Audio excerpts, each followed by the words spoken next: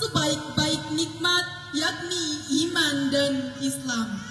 Sholawat teriring salam semoga tetap tercurahkan kepada manusia terbaik, penjunjung kebenaran, tauladan yang sempurna, Nabi Agung, Nabi Muhammad sallallahu alaihi wasallam, yang diutus Allah sebagai pembawa kabar gembira dan pemberi peringatan. Dewan Hakim yang kami muliakan, hadirin dan hadirat rahimakumullah, sudah menjadi fakta sejarah bahwa kemerdekaan yang direbut dari tangan penjajah mayoritas direbut oleh para pejuang muslim yang dipimpin oleh para kiai, ustadz, tokoh agama, dan lain-lainnya. Semua yang mereka lakukan bukan semata-mata untuk memenuhi panggilan dari Ibu Pertiwi demi kemerdekaan, namun karena panggilan suci yang berasal dari ketawitan dan keimanan. Semangat nasionalisme para pejuang Islam inilah yang membuat kita dapat merasakan indahnya kemerdekaan seperti sekarang ini. Oleh karena itu, pada kesempatan yang berbahagia ini, izinkan kami untuk menyampaikan syarahan Al-Quran dengan judul Nasionalisme dan Konsep Islam, dengan landasan Al-Quran Surah An-Nisa ayat 59 berikut ini.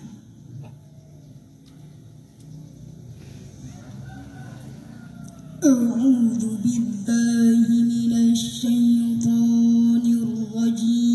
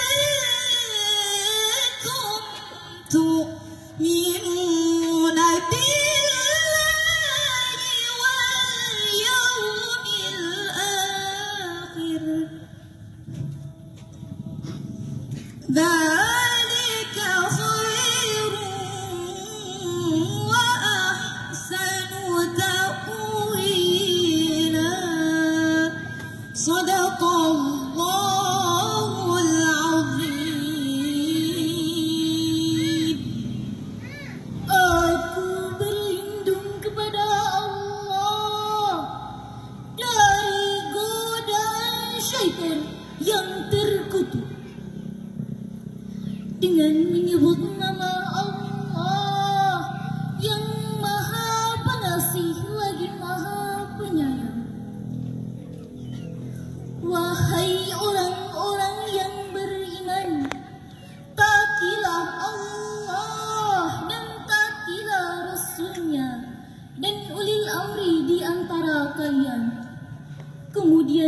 Jika kamu berbeda pendapat tentang sesuatu, maka kembalilah kepada Allah dan Rasul-Nya. Jika kamu beriman kepada Allah dan hari kemudian, yang kemudian itu lebih utama bagimu dan lebih baik akibatnya, Maha benar Allah dengan segala firman-Nya. Hadirin dan hadirat rahimakumullah.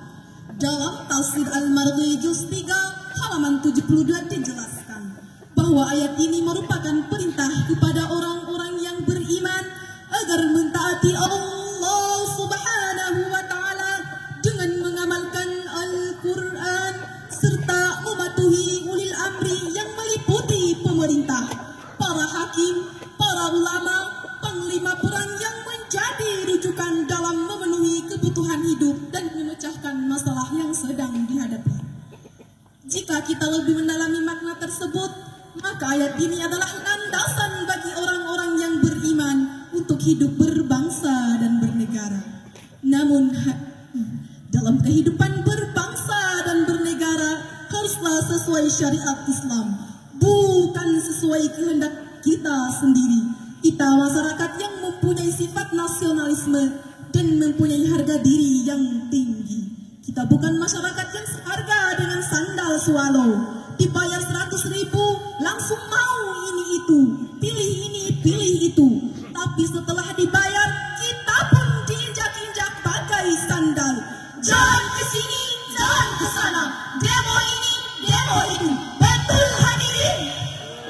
Jika sudah terjadi seperti itu, akan banyak orang yang demo ke tengah jalan dan mengakibatkan permusuhan. Akan banyak kayaknya saling kenal menjadi tidak saling kenal, dan akan banyak dari kita yang awalnya bersatu menjadi berseteru. Padahal sebagai warga nasionalisme, kita sudah seharusnya memahami arti uhwah secara umum, dan itu merupakan pengalaman dari hablum minan nas.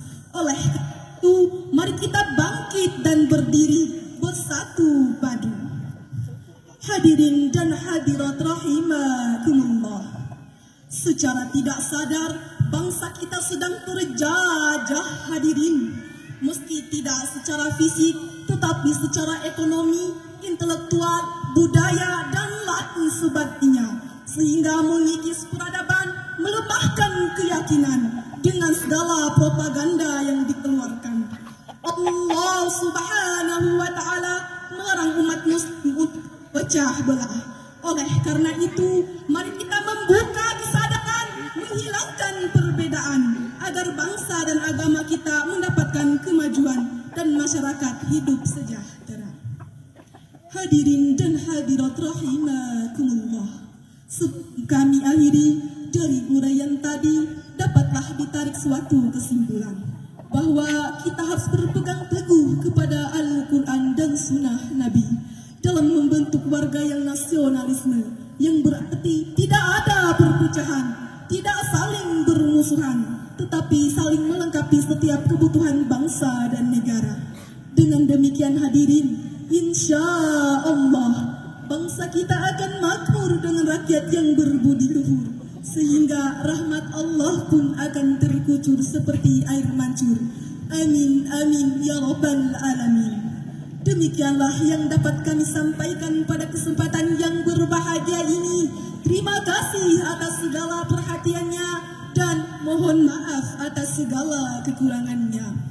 Billahi taufiq wal hidayah. Wassalam.